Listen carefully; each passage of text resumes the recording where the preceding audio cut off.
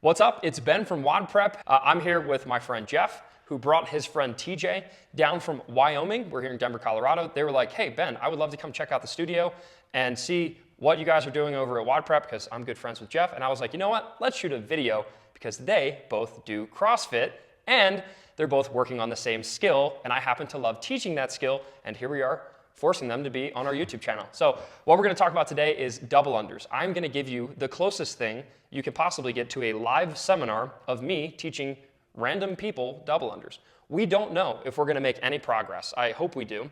I do know that I'm gonna be able to identify some faults that both of them might be making and at least give them a little bit of homework to move forward with to develop their skills. The thing with double unders specifically is you can't just wave a magic wand, give one cue, and then you go from 0 to 50 unbroken. That isn't really how double unders works. Before we get going, I do have a free double under training guide I would love to send to you. Just wait until the end of the video and I will tell you exactly where to get it. And before we move into actually coaching, Jeff, give me a little bit of background. How long have you been doing CrossFit and what has it done for you mentally and physically? Started doing CrossFit towards the end of 2015, so about 6 years now. It's been fantastic. I mean, I've been able to put on a lot of weight, get a lot stronger. A lot of my lifts have more or less doubled. Some of them put on tripled. a lot of muscle? Yeah, Nice. put on a lot of muscle, a lot of big changes in eating and body comp. Sweet. Confidence, any more? Absolutely. Yeah. Mental strength, Yeah. all the above? Yeah. Awesome. Love it. And how many you've been doing CrossFit for 6 years, so you can do what, 50, 60 double unders? Maybe like 10 or 15. And then you brought your friend. You guys go to, I think, the same gym. TJ, tell me a little bit about your CrossFit journey. How long have you been doing it, and what has CrossFit done for you? I've been doing it for just over a year now. I started because, unfortunately, last Labor Day 2020, I'd put on that COVID weight, and I was weighing 270, which was pretty embarrassing, to be honest. And I set a goal out to lose 50 pounds. I've lost about 45 pounds. I had a little bit too much fun this summer, so I didn't quite meet the 50-pound goal, but we're still moving there. As far as CrossFit goes, it's just, it's a lifestyle. I met lots of great people, lots of great friends, and I've really enjoyed it. Love it. That's freaking awesome. And round of applause for him for losing 45 pounds. It's amazing what this sport can do. Whether or not you're good at any of the skills, who honestly really cares? What it does for us physically and mentally is amazing, and learning the skills is the fun part. So let's dig into it. First, I'm going to start with Jeff. Do your thing. Try to hit a PR double under.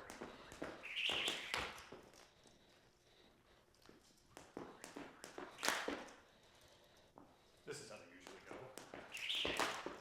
Everyone watching at home, I'm interested if you were able to pick this up, but he has a short rope. It's really not that climactic, but what's happening here is his rope is perfectly sized for him when he's doing single unders. So actually, can you pick the rope back up and give me like 20 single unders? You should be able to hear the rope clicking the ground every single time. And relax. You can hear how every single time he does that single under, it's tap, tap, tap, tap, tap, because the rope is making contact with the ground. As soon as he tries to do a double under, that rope loses contact and pretty much trips on the first rep every single time. I think you did one set of 2, but during that entire set of 2 double unders, the rope didn't touch the ground once. The rope is barely skimming the ground. So this rope is hitting the ground. It's clicking the ground just underneath his feet. What's happening, probably as a function of Jeff maybe widening his arms or being too tense, or the rope just frankly isn't long enough, what's happening is that when he goes from single under to double under, the rope actually gets to a point where it's floating in the air and not making contact with the ground. Rather than try to adjust his arms as a coach, rather than me saying, hey, Jeff, I really want you to try to keep your arms down and we'll change this and change that, it's like, nah, dude, I just want you to use a longer rope. That's it. So what's cool about the rope that you're using is you can extend it. So let's actually try to get you max it out. Max out the length by adjusting that rope really quick. Okay, cool. So the next thing I would say, on top of what's happening already, which again, when he was able to kind of settle into his double unders, he had issues with the rope hitting his feet simply because that rope, I think, is still probably a little bit too short. And I'm going to actually probably get you to maybe try that big one. How tall are you? 6'1", so I might actually upsize you to the rope that's for 6'2" and above. But another thing that Jeff is doing, and this is something that's really common for a lot of people learning double unders, is he is just going into the double unders immediately. I'll show you. Let me demonstrate a little bit. So he's picking up the rope, and he's doing one spin, trip. Rather than doing one spin into each set of double unders. I'd like to see him try to do like 5 or so big, slow single unders into your double unders. So rather than picking up the rope, doing a couple, and then like immediately trying to go into this really fast double under, practice with a nice, slow, controlled jump. So it would look something like this. Maybe like 4 or 5 big singles, and then see if you can get into your double unders. Because ideally what we want is your double unders to be calm. The best way to get into calm double unders is starting with nice, calm, big single unders, where we're jumping a lot higher than we think we need to. So let's try a little bit of that. Give me 5 or 10 big singles into a set of double unders. I love those single unders. That jump right there is perfect. Because he's trying to go so fast, he's making airs much more quickly. What I want you to try to think about is how can we settle it down? Because ideally, rather than having you go from slow to fast, really all that's happening is you're just kind of flicking your wrists a little bit more. So ideally what we want is your double unders to look like this, or your single unders to look like this, and then your double unders are just simply speeding up your wrists. Right? Did my jump change at all between the two?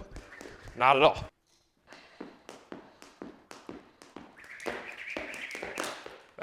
There you go. But how fast was that? The last one felt a lot faster. Right? Very, very fast. So something there was good. We got 3.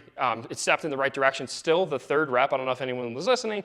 Your 3rd rep, the rope lifted up. But what's happening, this is like classic, in our double under course, I call this the runaway train syndrome. It's one of the harder like issues to fix. And all that's going to happen is Jeff just has to put in a lot of practice trying to do slow double unders. Because what happened there is even though you did 3, I very much liked the single that you did earlier. Because your 3 was really fast, the rope came off the ground, your feet flattened out, like there was a whole bunch of things going on there. That one that you did earlier was perfect. So here's what I'm going to ask you to do. And I know this is going to be boring for you. Let's just try. I don't want you to do an unbroken set. I just want you to show me 1 double under. There you go. That was a nice, smooth one. So let's try it again. Do another single. A lot of times what I'll have people do is just practice getting that 1 rep consistently. Good, good. The next step, after getting 1 rep, where you just demonstrated you can do double unders, it's when I say, go for a big unbroken set. You trip on that first one very frequently. But when I remove the possibility of all those other reps and you're just like, oh, I just need to get 1, it changes you, which is so interesting. So this time, the next level is do 1, but keep the rope spinning into single unders. So just 1 double under, but like just keep jumping. Yes. Nope, too fast. You went back to the double under again. But so try that again. So do a couple singles, a double, and then do a few more singles. Keep jumping. Now a double. There you go. So yeah, you got a whip. Good, we got him. Because you tend to go really, really fast, sometimes the best ways to eliminate that habit of like, again, you're right, like panic double unders is say, all I want you to do is start by hitting your first rep clean. So that means just picking up the rope, wait until you feel that rhythm, you feel the beat, and then you do 1 rep. And you do that consistently. You showed me, you can do that, easy day. The next level is, can you do that and keep the rope spinning? So it's just this. Can I do a single or a double under and then get back to singles and then maybe do another one and then go back to singles? What that's doing is that's like, right? You're practicing the beat. You're not doing a crazy dance move. You're just practicing that beat, just slowly getting the hang of it. And then eventually, what we want to do is turn it in to maybe something like this, where you're doing 2 for 1. And then eventually, maybe it'll turn into, right, where you're doing single, double. But ultimately, the only way we get to that level of coordination is start with singles into a double. Keep that rope spinning. So let's try one more time. Let's see how many double unders you can accumulate without failing. I don't care how many single unders you do. Just feel the beat. Nice. That was good. I think you rushed the next one, though. Didn't feel the beat. So give me a few reps in between each one.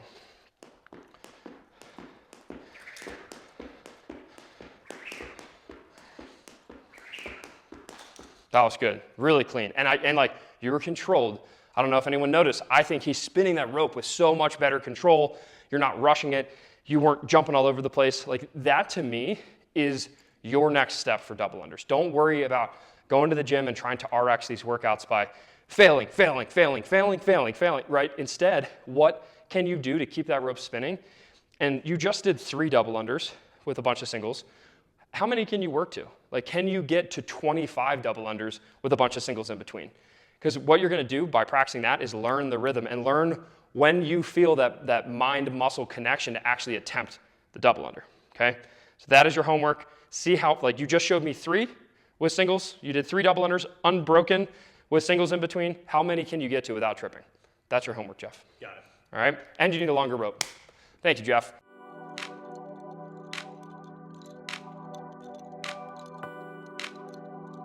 All right, on to athlete number 2. It is time for TJ. TJ is much taller than me, so we're going to get him a nice long rope. So what is the most double unders you've ever done unbroken? 2 or 3. 2 or 3. All I right. usually just do them in the warm-up and then do singles when we do doubles because I just can't do them. If you only do double unders in the warm-up on days where there are double unders programmed and you don't do them in the actual workout, how on average on a monthly basis, how many minutes are you practicing double unders? Not nearly enough. Right, not nearly enough. So that's like one of my first tips for a lot of athletes is sometimes it's best to not do the 2-for-1 scale that a lot of people do. Oh, I'll just do two single unders for every double under. Instead, force yourself to do double unders in the middle of a workout. Just like I'm going to force you to try some double unders today, and my guess is we might be able to make some breakthroughs. So let's see what happens. So first and foremost, give me your best set, just facing the camera, and we will see what happens. It's okay. Okay, so there was the 1.5. So just do a couple more sets.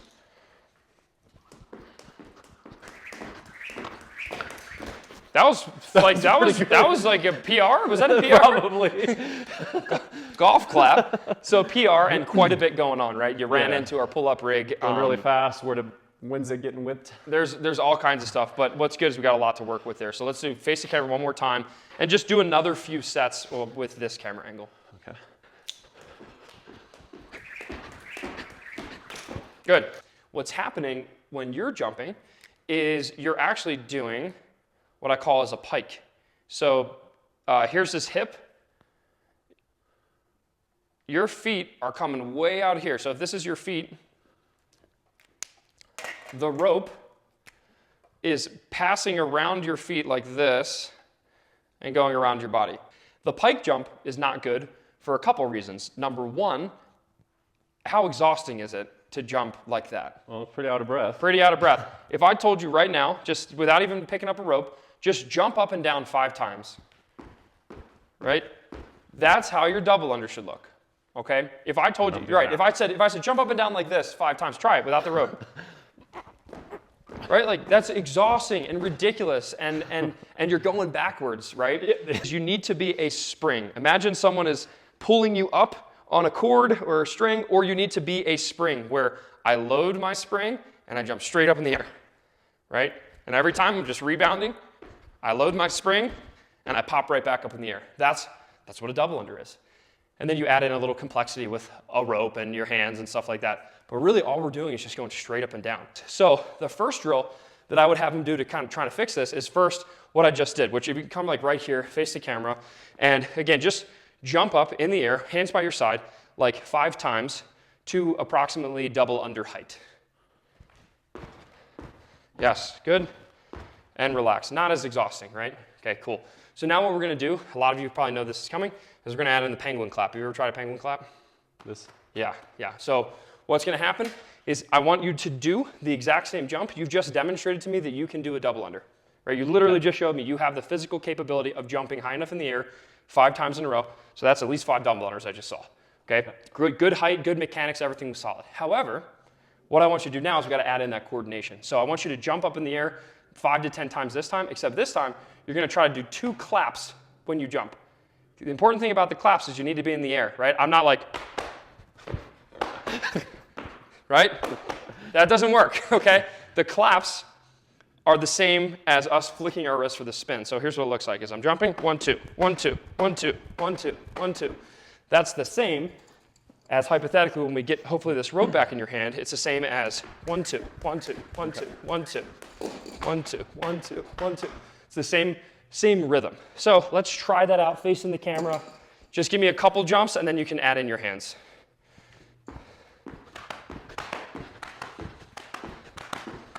Good? Just a little tiny tweak is take your feet from being underneath your shoulders, try to move them together. I actually like when people think of their feet as one solid spring. Maybe keep those feet all the way together if you can, and let's try like 5 to 10 penguin claps.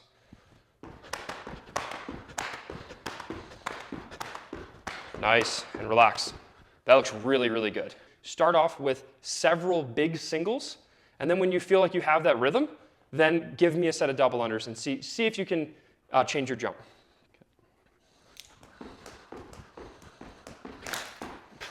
And that's gonna happen, just keep moving.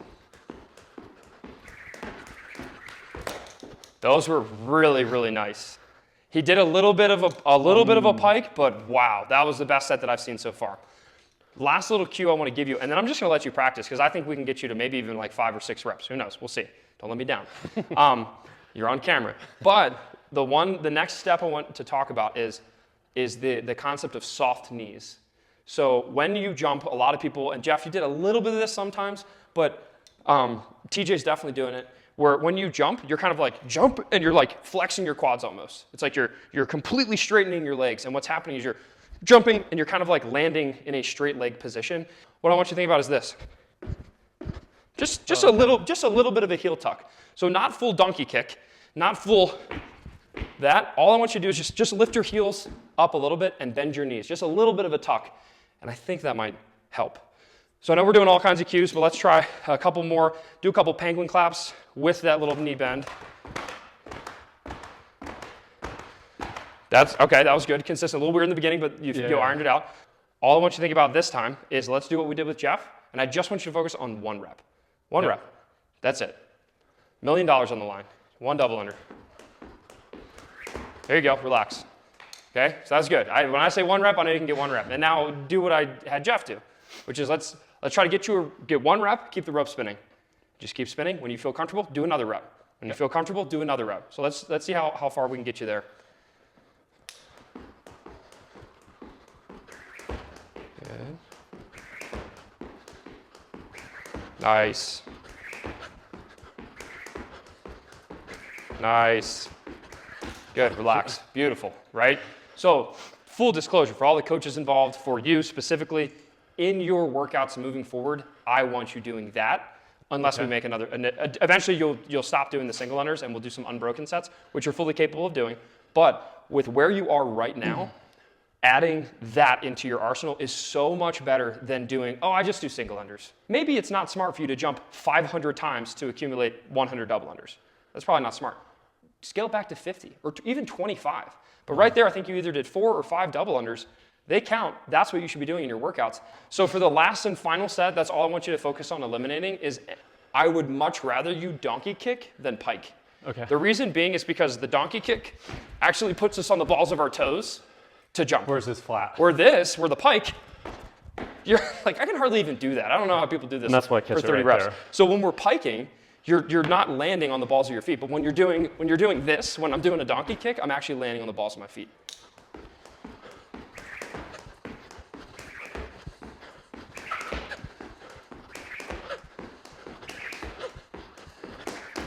So much better.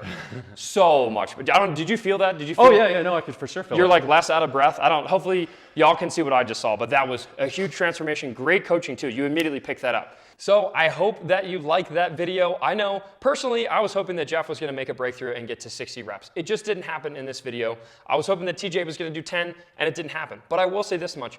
Both of them, in my opinion, did make progress. And that's not because I'm trying to pull it out of thin air just for the sake of this YouTube video. I'm trying to teach you guys the reality that double unders are very difficult, especially for my beat challenged friend, Jeff.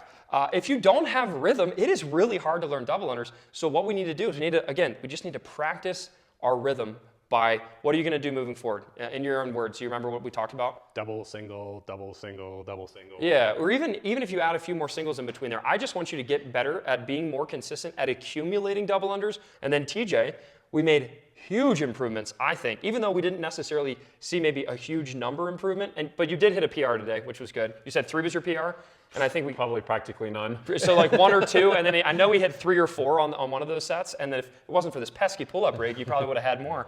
But one thing we made a huge improvement on is fixing that pike and transitioning it to more of a donkey kick. For you moving forward, what I want you to focus on is, again, just soft knees. It doesn't have to be a full-blown donkey kick because that's actually not ideal, but just stay on the tips of your toes, have those soft knees, and then again, kind of like Jeff, just focus on accumulating double unders. So the next time you have a double under workout programmed, I don't want you to default to 2-to-1 single unders. I want you to focus on, let's maybe halve the reps, or even like take the reps down to 25% and do single, single, single, double, single, single, single, double, and just accumulate reps. Because what's going to happen is that exposure to accumulating double unders will help you crush them in the future. Amazing work to both of you. If you would like to learn more about double unders, I have the ultimate guide to double unders. Go to wadprep.com/double unders or click the link in the description or top comment below. I would love to hear, did you like this video? It's longer. It was all over the place. I'm teaching people the way I would normally teach people in a class or a seminar, which is a little sporadic, and I'm just kind of like watching them and making an assessment. Is this a video that you liked? Leave a comment below and let me know, and also let me know one thing that you learned that you didn't know that you are gonna try to apply to your future double unders, or even if you're a coach, what's one thing you learned that you're gonna teach your athletes? I would love to hear it, because what that means is I can start inviting more random strangers into WODprep HQ and film videos like this. So I hope you liked it. Again, go get that free guide to double unders. Links are all in the description, and I will see you in the next video. Peace. What's up? It's Ben from WODprep, and I am here with 2 random strangers off the street no, I'm just kidding. I'm here with my friend Jeff, who brought his friend TJ down from Wyoming. We're here in Denver, Colorado. They were like, hey, Ben, I would love to come check out the studio and see what you guys